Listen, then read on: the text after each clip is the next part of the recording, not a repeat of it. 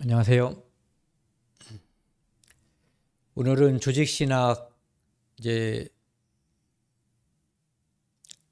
서론 지나고요. 이제 두 번째 하나님 신론에 대해서 그 중에서도 세 번째 시간 제7과 하나님의 속성 그 중에서 지난주에 이제 절대적 성품에 대해서 했고요. 오늘은 하나님의 보편적 성품에 대해서 함께 나누도록 하겠습니다. 여기 나와 있는 것처럼 이제 지난주에는 하나님만 가지고 있는 특별한 성품, 그거에 대해서 이제 우리가 함께 나눠봤거든요. 그러한 것들은 우리가 인간에게는 없기 때문에 사람들이 정확하게 이해하기 어려운 것들이거든요. 그런데 오늘 함께 나눌 하나님의 속성 중에서 보편적인 속성은 사람에게도 일부가 있는, 하나님께서 하나님의 형상을 빚어서 만든 사람에게 그 하나님의 속성 중에 일부를 이제 남겨주신, 보여주신 그런 것들이라고 살 수 있습니다.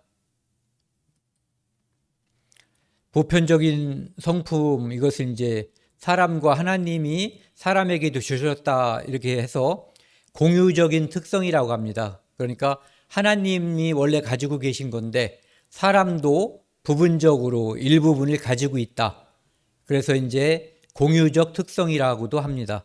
이 공유적인 특성에는 영적인 속성, 영성이라고도 하고요. 그 다음에 지성적 속성, 도덕적 속성, 주권적 속성, 유복적 속성, 이렇게 5가지에 대해서 알아보겠습니다.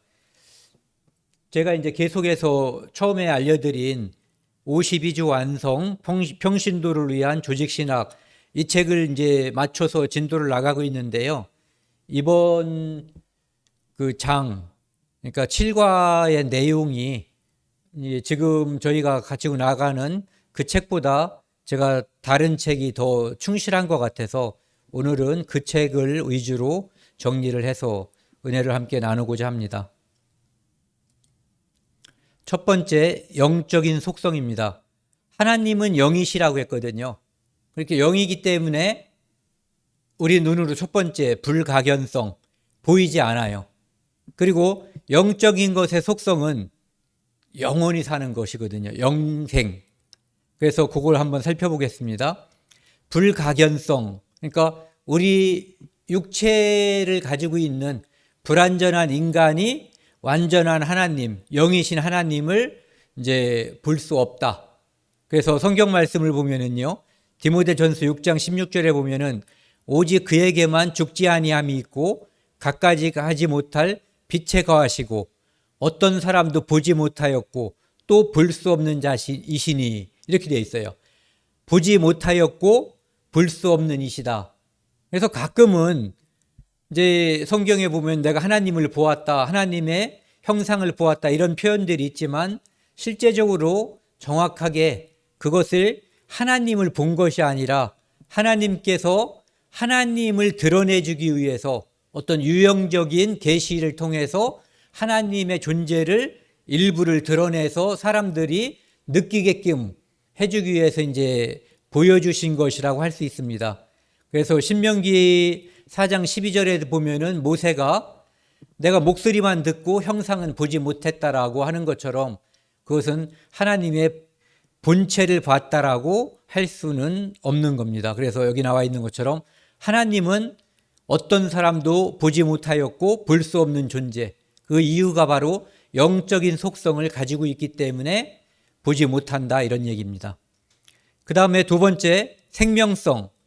이 생명성이라고 하는 것은 모든 생명의 원천은 시편 36편 9절에 보면은 생명의 원천이 하나님이시라고 되어 있거든요. 그래서 하나님께서 영적인 존재인 천사를 만들었고 그 천사가 타락해서 천사도 있고 마귀도 존재하게 된 거죠. 그 다음에 하나님께서 흙으로 사람을 빚으시고 거기에 생기를 불어넣으시니까 생명이 됐다. 그래서 영적인 존재는 우리가 알고 있는 것은 하나님, 그 다음에 천사, 마귀, 사람, 이렇게 이제 이것이 영적인 존재입니다. 하나님께서 생명의 원천이시고 하나님께서 그 영적인 하나님뿐만 아니라 영적인 존재는 영혼 불멸이거든요.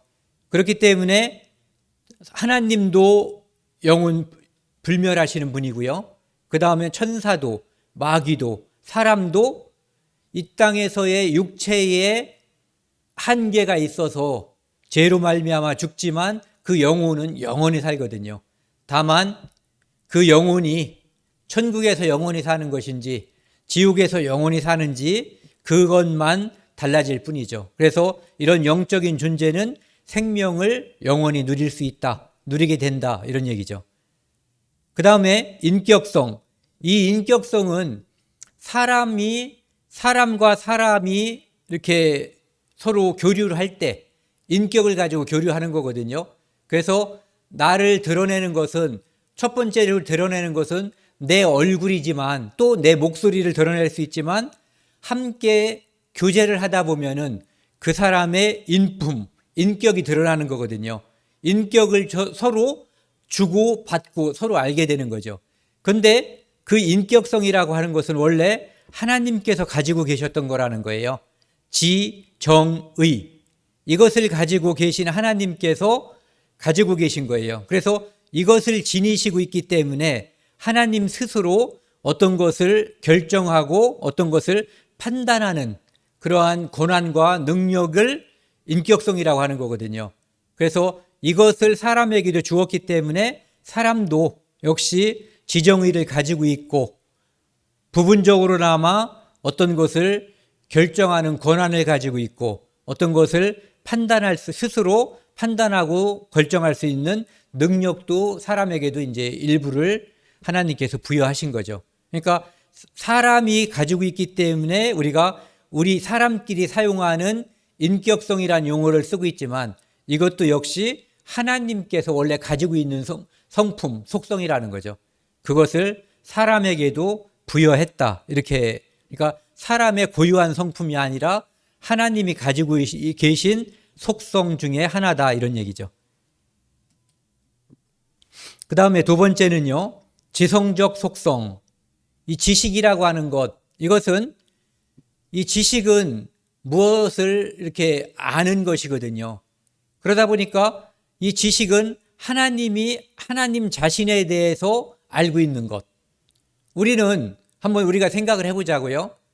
이 세상에서 우리가 성경을 통해서 하나님을 믿게 되기 전까지는 나에 대해서는 내가 가장 잘한다라고 생각을 했었을 거예요. 대부분 사람들이.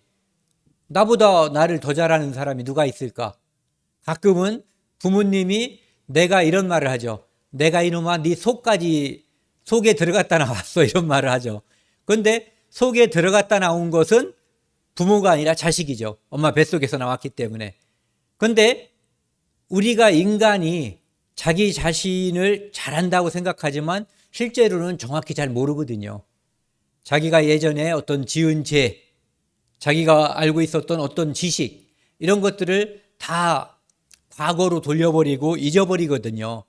그래서 자기 자신에 대해서 잘 모르지만 하나님께서는 자기 자신, 영원히 존재하신 그분, 전능하신 그분에 대해서 가장 잘, 정확히, 완전하게 알고 계신 분이에요. 그 다음에 그분이 만드신 모든 피조물에 대해서 다 알고 계신 분이에요.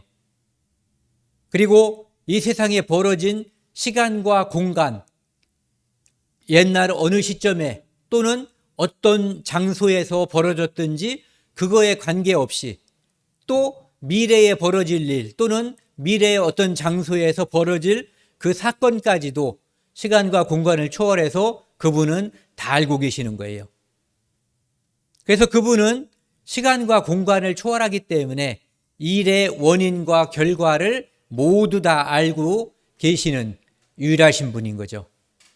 그래서 사람들이 점치러 가는 것은 자기 자신이 부족하고 미래에 대한 불안감 때문에 점치러 가지만 결국은 실제로 아무것도 알 수 없는 거예요. 다만 자기 자신의 연약함을 드러낼 뿐이죠.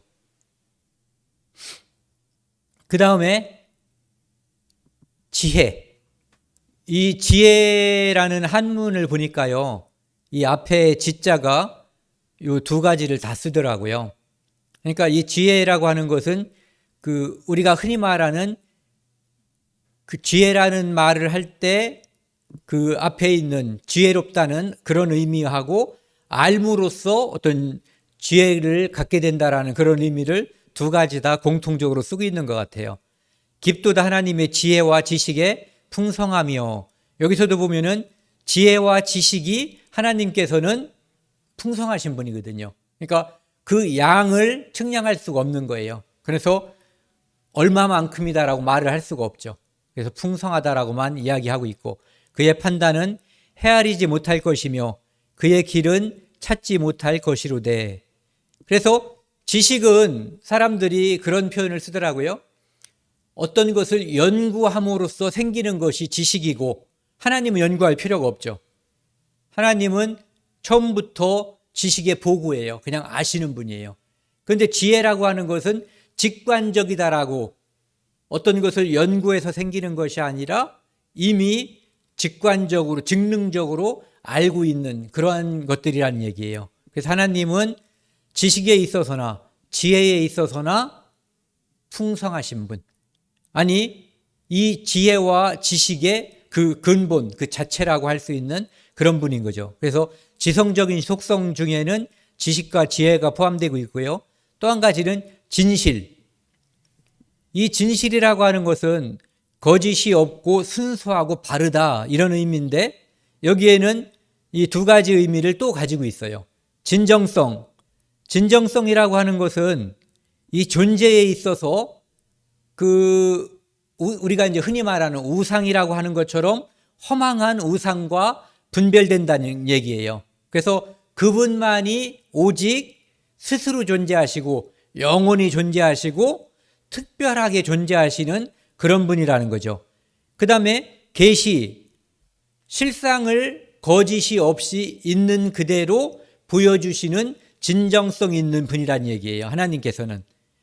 그 다음에 분별, 사물을 있는 그대로 모두 다 판단하고 아시는 분이라는 거예요. 그래서 잘못 아는 것이 없다. 우리는 불완전하기 때문에 우리가 알고 있는 것 자체도 불완전하고, 불완전한 지식을 바탕으로 무엇을 판단하기 때문에 그 판단도 잘못된 것이 많죠. 그런데 하나님께서는 그런 것이 없으신 진정성 있는 진실하신 분이란 얘기예요. 그 다음에 신실성. 저는 이 신실성이라는 이 낱말에 이번 이제 요 7과 하나님의 속성을 이렇게 준비하면서 가장 마음에 와닿았던 단어가 이 신실성이에요. 약속을 반드시 지키는 분이신데 약속한 대로 그대로 지키시는 분이라는 거죠. 그래서 이분의 이 신실성, 이것이 우리의 구원의 근거가 되는 거예요. 하나님께서 우리를 영원히 용서했다라고 약속했고, 다시는 죄를 묻지 않겠다, 기억하지 않겠다라고 하는 이분의 말씀의 신실성, 하신 말씀을, 약속 언약을 반드시 지키는 분이라고 하는 그것을 우리가 믿기 때문에 우리의 구원에 대한 확신이 있는 거죠. 하나님이 이랬다 저랬다 하는 분이라면 우리는 이랬다 할 때는 믿어지고 저랬다 할 때는 안 믿어질 수 있는 거거든요. 사람은 그런 속성을 가지고 있죠. 똑같은 말을 이 사람한테는 이렇게 말하고 다른 사람한테는 또 달리 말하는, 그래서 사람은 사랑해 줘야 될 존재이지 사랑의 대상이지 믿음의 대상이 아니라는 거거든요. 그러니까 사람은 신실성에 있어서 부족하다. 그것도 매우 부족한 존재다, 이런 얘기죠. 오직 그분에게만 신실함이 있다, 이런 얘기예요. 이 고린도전서 1장 9절에 보시면은요, 너희를 불러 그의 아들 예수 그리스도 우리 주와 더불어 교제하게 하시는 하나님은 미쁘시도다. 여기 나와 있는 이 미쁘시도다라고 하는 우리 고유한 말, 이것이 우리가 위에서 살펴본 신실하다 하신 말씀, 그 약속을 그대로 지키시기 때문에 진실된 분이다, 이런 의미를 가지고 있습니다. 그 다음에요, 이제 하나님의 도덕적 속성. 도덕적이라고 하는 것은 우리가 도덕적으로 살면 또는 법적으로 법을 모두 지키고 살면은 우리가 물질적으로 손해를 볼 때도 있어요. 그런데 사람은 양심이라는 것이 있고 도덕적인 속성이 있거든요. 그것 때문에 우리는 도덕을 지키려고 그래요. 도덕적인 사람이 되려고 하거든요. 그것이 어디서부터 온 건가 하면은 하나님의 거룩함, 하나님의 그 거룩한 속성에서 이 땅에 우리에게 일부를 약간 이제 주신 것이 우리들도 그런 속성을 가지고 있게 되는 거죠. 그래서 사람들은 어떤 그 보이지 않는 가치를 위해서 목숨을 버리는 경우도 있어요. 그것이 바로 도덕성 때문에 그런 거죠. 하나님께서 주신 속성이에요. 그 도덕성을 나타내는 것 중에서는 거룩함, 성자, 거룩하다, 성인이다 할 때 이제 그 거룩함이요. 그 다음에 의롭다, 의인이라고 말할 때 그 의자를 말하는 거, 의. 그 다음에 착하다고 말하는 선함, 이런 속성들을 가지고 있는데 이 거룩함이라고 하는 것은 어떤 의미냐면은 피조물과 하나님이 절대적으로 구분되는 하나님의 위엄을 나타내는 거예요. 그러니까 인간은 어떤 경우에도 거룩할 수가 없어요. 하나님께서 내가 거룩하니 너희도 거룩하라라고 말씀하시지만 그 말씀을 하시는 것은 바로 우리가 거룩하지 않기 때문에 거룩하기를 요구하시는 거죠. 그리고 또 하나, 이 절대적인 피조물과 절대적으로 구분되는 하나님의 위엄을 말하고 또 한 가지는 죄라고 하는 것과 완전히 분리되는 속성이 바로 거룩함이에요. 그러니까 인간은 죄인이고 우리처럼 용서받은 죄인이 되는 거죠.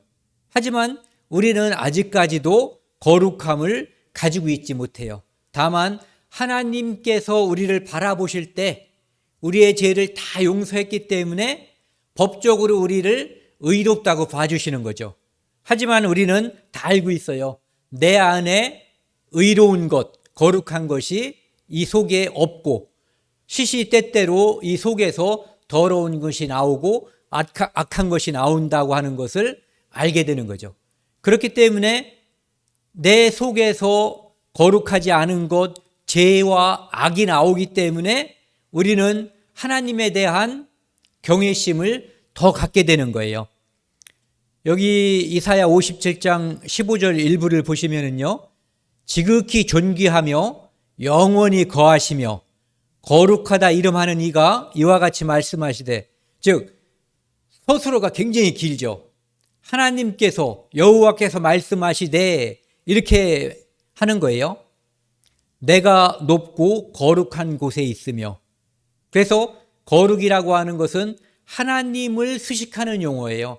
하나님의 그 속성을 드러내는 도덕적인 속성을 말하는, 그것을 겉으로 표현할 수 있는 말이 거룩함, 성스러움이다 이런 얘기죠. 그래서 이것은 다시 한번 말씀드리지만 피조물과 완전히 구분되는 성질이에요. 그래서 하나님의 위엄을 말하는 것이고 죄와 완전히 구분되기 때문에 우리는 그분을 경외할 수밖에 없는 거예요. 죄인인 우리가. 그 다음에 두 번째, 의로움이라고 하는 것은 이 이사야 32장 1절에 보시면요, 보라 장차 한 왕이 공의로 통치할 것이요 이렇게 되어 있어요. 의로움으로 통치한다는 거예요. 이 세상에 아담 때부터 지금까지 앞으로 예수님이 오시기 전까지 이 땅에서 완전한 공의로 통치하는 그러한 왕과 그런 나라는 존재하지 않아요. 왜? 이 땅은 죄로 물들어 있고 아직까지 마귀의 사슬에서 완전히 벗어나지 못했거든요. 그래서 장차 의로 통치하시는 그분이 이 땅에 오셨을 때 그때 의로운 통치가 이루어지는 거예요. 그래서 이 통치는 이제 두 가지로 나누어 볼 수가 있는데요. 통치적 의, 이거 정치적인 의라고 하고 또 하나는 분배적 의라고도 이야기하는데요. 이 통치적인 의라고 하는 것은, 즉 정치적인 의라고 하는 것은 선한 사람에게나 악한 사람에게나 동일하게 하나님께서 뭔가를 주시는 것, 모든 사람들에게 의로 통치하는 거예요. 선인과 악인의 구분이 없이. 이것이 바로 정치적인 의라고 볼 수 있고, 그 다음에 분배적 의라고 하는 것은, 그러면 하나님께서 선인과 악인을 구분하지 않는다면 그것이 어떻게 하나님이 의롭다고 볼 수가 있는가, 이렇게 생각을 할 수가 있죠. 그런데 실제로 이 분배적인 의에서 하나님의 거룩한 공의가 그대로 나타나는 거예요. 그것은 뭐냐면은 불순종한 자에게는 하나님께서 거기에 상응하는 벌을 내리시고, 하나님 말씀에 순종한 자에게는 그곳에 역시 상응하는 상을 주시는 거예요. 이것이 바로 하나님의 의로움이고, 통치적인 의와 분배적인 의가 함께 작동하기 때문에 하나님의 공의에 대해서 인간은 하나님을 영광스러운 존재로 찬양할 수밖에 없는 거예요. 왜? 그분은 모든 사람에게 공평하게 대하시는 것 같지만 결국은 악인과 선인, 하나님 말씀을 순종하지 않는 자와 순종하는 자를 분명하게 구별하셔가지고 그것대로, 그가 순종한 것은 순종한 대로, 불순종한 것은 불순종한 대로 그대로 공의롭게 대가를 지불해 주시는 분. 그렇기 때문에 그분은 공의로우신 분이고, 그분은 거룩한 분이시고, 그분의 도덕적인 속성이라고 하는 것은 인간이 흉내를 낼 수가 없어요. 가지고 있다고 치지만 실제로 자기 자신이 자기를 들여다보면은 그것은 하나님께서 주신 속성을 바라볼 수 있는 그 양에도 미치지 못하는 거죠.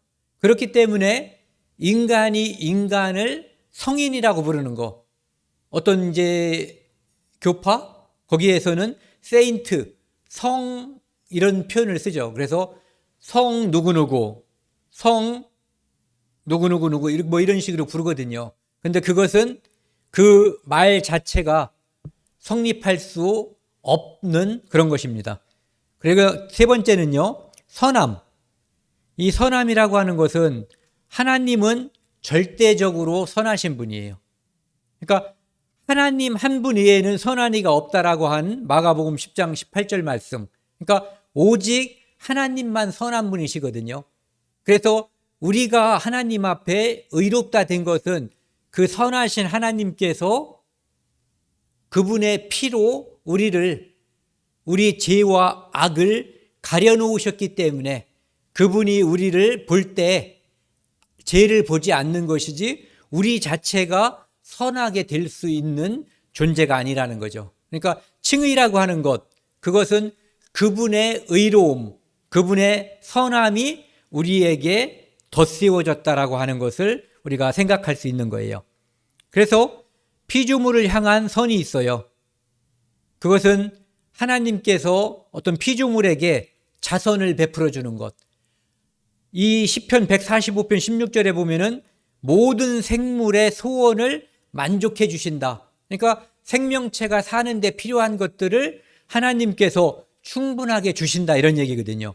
식물은 식물대로, 동물은 동물대로, 사람은 사람대로 이 땅에 살 수 있게끔 하나님께서 사랑, 선을 베풀어 주신다, 이런 얘기죠.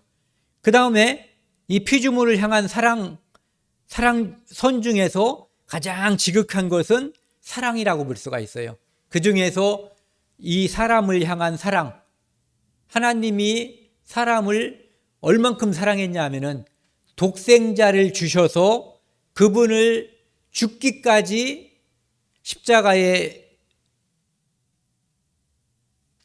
내어주셨고, 그리고 그분이 피 흘리고 죽음으로써 우리의 죄를 용서하는 그 십자가를 하나님께서 계획하셨고 그것을 실행하신 분이거든요. 그러니까 하나님의 속성은 그런 거예요. 하나님은 계획하시면 이루어진 거예요. 그분은 전지전능하고 완전하고 완벽하기 때문에 우리는 계획하는 것과 실행하는 것에 시간이 있고 계획을 반드시 실행하거나 성취한다라고 하는 보장이 없는 존재거든요. 그런데 하나님은 계획을 세우신 것이 바로 성취가 되는 거죠.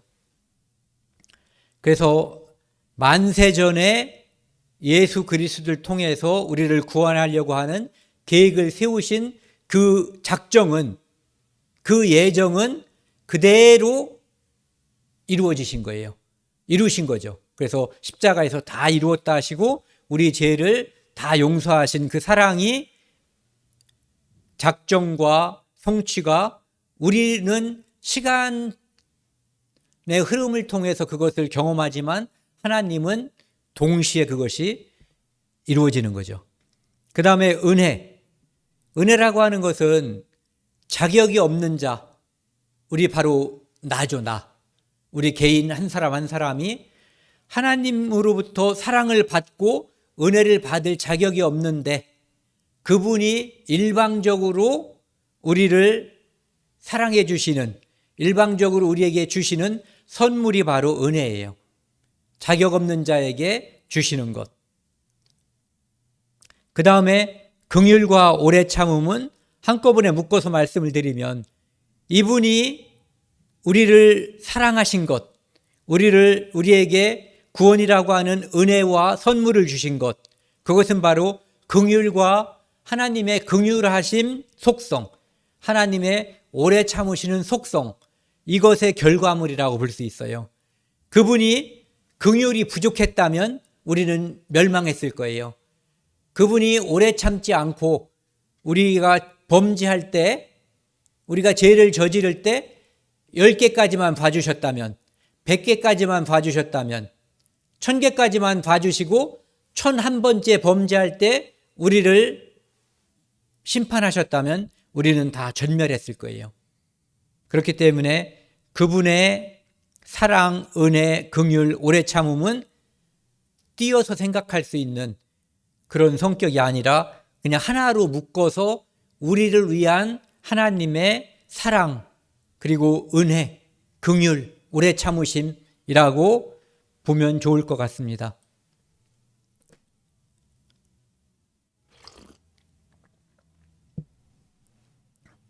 그 다음에 네 번째는요, 주권적 속성인데, 주권적 속성이라고 하는 것은 내가 누구에게 기대거나 누구의 힘을 빌지 않고 스스로 판단해서 무엇을 결정할 수 있는 그런 거예요. 우리나라는 주권국가잖아요. 주권국가. 바로 그런 속성을 가지고 있다는 거죠. 하나님은 누구에게도 어떤 지식을 빌을 필요도 없고 지혜를 빌을 필요도 없고 어떤 판단을 자문받을 필요도 없는 분이라는 그런 의미를 가지고 있는 거예요. 그래서 이 속성은 하나님께서 가지고 있는 자존성이라든지 불변성, 무한성, 유일성, 영성, 지성, 도덕성, 이런 그런 것들을 다 통틀어서 그것을 기초해서 발생시키는 특권이라고 할 수 있어요. 그러니까 이것은 이 역대상 29장 11절 말씀, 이거 한번 같이 읽었으면 좋겠습니다.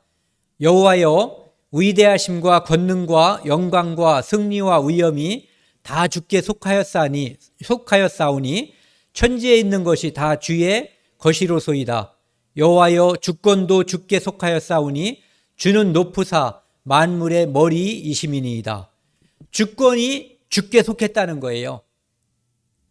사람들은 내가 무엇을 내가 마음대로 결정할 수 있을 거다라고 생각을 하고 자살도 하는 거거든요. 자기가 자기의 주인이라고 생각하는데 실제로 이 땅에 있는 모든 사람들, 모든 생명체의 주인은 하나님이셔요. 그분이 만드신 거거든요. 그래서 그분에게 주권이 있는 거예요. 그래서 어떤 누구도 그 삶이 힘들고 고통스럽고 정말 내일을 바라볼 수 없는 그런 삶일지라도 자기 목숨을 자기 스스로 끊을 수 있는 권한, 권리, 주권, 이것은 한 번도 하나님께서 우리에게 주신 적이 없는 거예요. 그렇기 때문에 그것은 하나님께서 살인으로 보는 거죠. 왜? 그것은 사람을 죽인 거예요. 자기 목숨이 자기 거라고 생각하지만 하나님 거였거든요. 앞으로도 하나님 거고 지금도 하나님 거예요. 그래서 모든 것, 사람의 목숨뿐만 아니라 온 천하 만물, 그 모든 것, 보이는 것과 보이지 않는 것들의 모든 권한을 하나님께서 결정하실 수 있다. 결정하신다. 이런 얘기죠. 그분이 만드실 때도 주권적으로 만드셨고, 그분이 그것들을 쇠하게 또는 나중에 없애버리실 때도 주권적으로 그분이 처리하실 거예요. 모든 주권이 그분에게만 있기 때문이죠.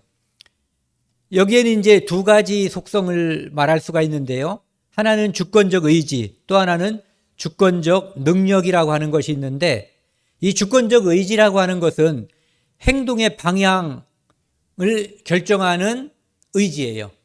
우리도 이런 거 할 수 있죠. 내가 오늘 어디로 갈 것인지, 오늘 서울에 갈 것인지, 부산에 갈 것인지, 저녁 먹고 어디에 갈 것인지, 이것을 결정할 수 있는 주권적 권리가 나한테 있어요. 그것처럼 그 모든 것을 결정하는 그 권리가 하나님께 존재한다는 거거든요. 그리고 계획을 세우는 능력도 역시 하나님께 원래는 다 존재한 거고, 그것을 사람에게 주셨기 때문에 사람도 그것을 흉내낼 수가 있는 거예요. 그래서 하나님께서 계획을 세우는 능력이라고 여기 되어 있는데요. 그리고 그 뒤에 보면 존재 이유라는 표현을 쓴 이유가 뭐냐면은 하나님께서 사람을 만드시기로 또는 우주와 천지 만물을 만드시기로 계획을 세우는 것이 바로 우리가 이 땅에 존재하게 된 이유라는 거예요. 그분은 계획을 세우면 그것이 아까 말씀드린 것처럼 그대로 완성체로 성취가 되는 거죠. 그래서 신명기 29장 29절에 보시면은요, 함께 읽어보겠습니다. 감추어진 일은 우리 하나님 여호와께 속하였거니와 나타난 일은 영원히 우리와 우리 자손에게 속하였나니 이는 우리에게 율법의 모든 말씀을 행하게 하려 하심이니라. 이렇게 보시면은 감추어진 일은 우리 하나님 여호와께 속하였거니와 이렇게 되어 있어요. 이건 무슨 뜻이냐 하면은 하나님께서는 우리에게 그 하나님의 능력과 하나님의 피조의 세계를 모두 우리에게 보여주는 게 아니에요. 우리에게 계시한 만큼만 우리가 보고 듣고 느끼고 알 수가 있는 거고, 하나님께서 감춘 일에 대해서는, 주권적으로 감춘 일에 대해서는 우리가 알 수가 없는 거예요. 그리고 나타난 것, 그것이 바로 이제 우리가 말하는 계시라고 하는 거죠.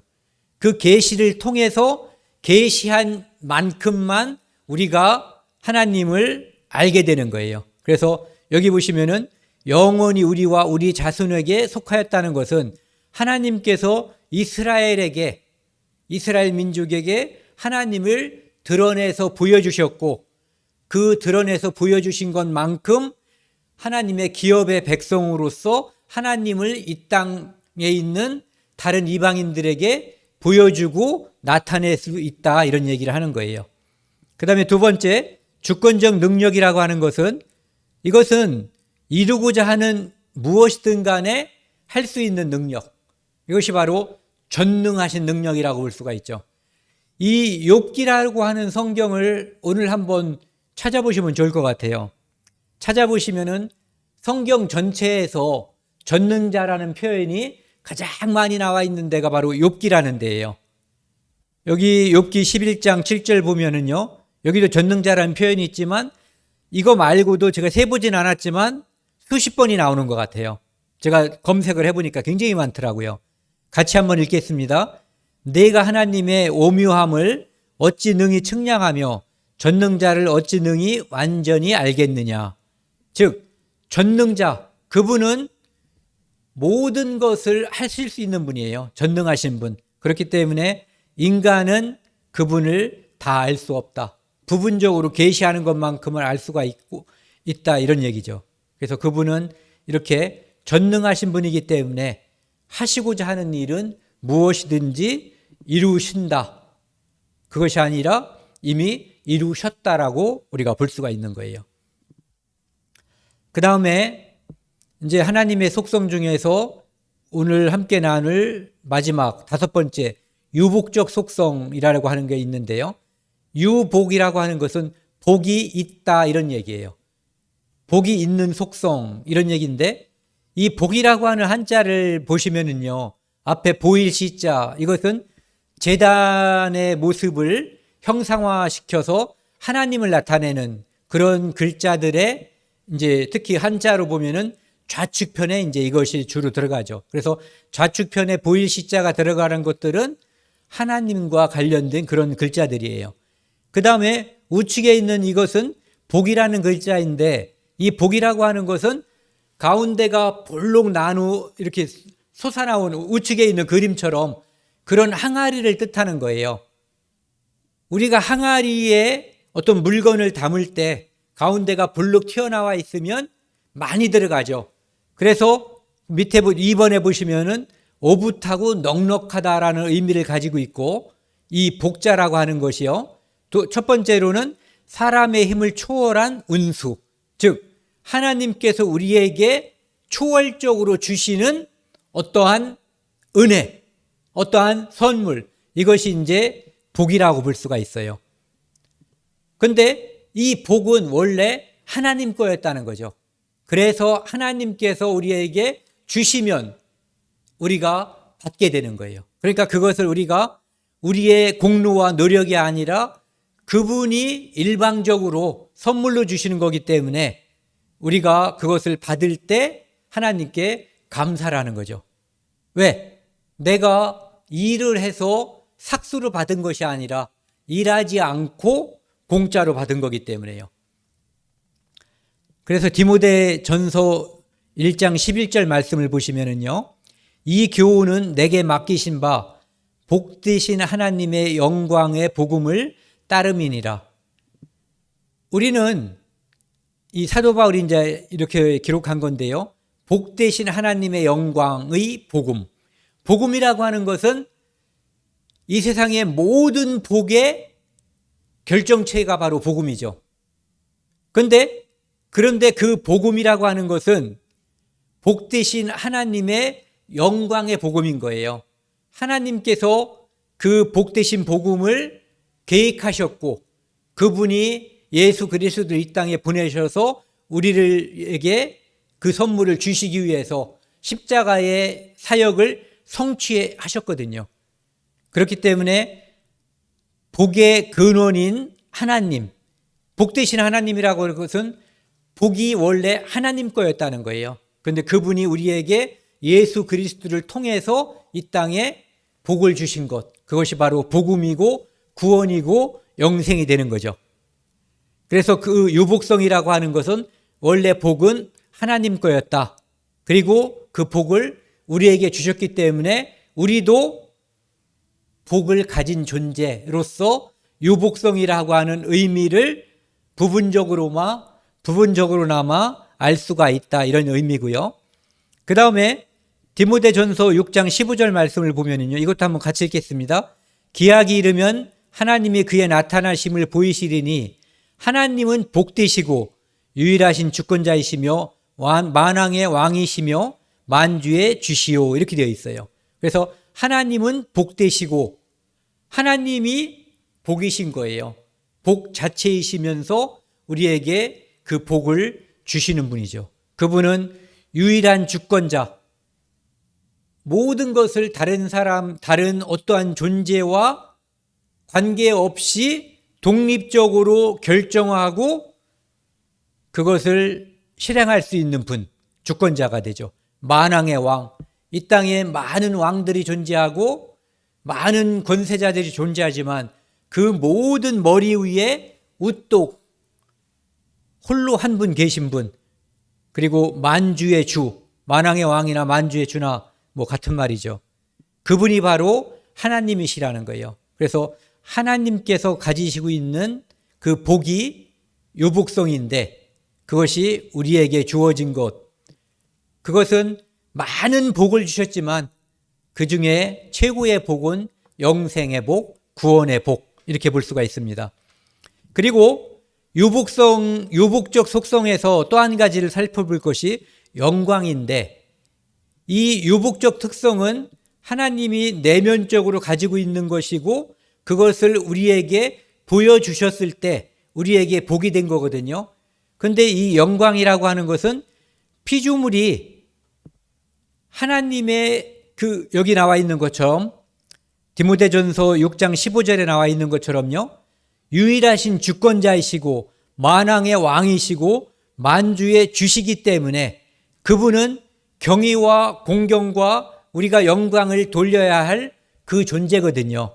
그래서 피조물이 감사와 찬송을 돌려야 할 그분이다. 그래서 외적으로는 우리의 영광을 받으실 분, 그리고 내적으로는 복이신 분, 그리고 우리에게 복을 주신 분. 그래서 하나님의 속성은 여기 나와 있는 것처럼 유복적 속성을 가지고 있고, 그리고 그것을 부여받은 우리는 복음을 통해서 하나님의 복을 받은 자가 됐고, 그리고 하나님의 영광을 우리에게 주신 거죠. 그래서 우리도 영광을 받은 자가 됐고, 그 영광을 마치 태양의 빛을 받은 달이 빛나는 것처럼 우리는 그 영광을 24장로가 이 면류관을 하나님께 바쳤던 것처럼 구원받은 사람들이 하나님께서 우리에게 주신 모든 영광은 하나님께 감사와 찬송으로 돌려야 마땅하다라는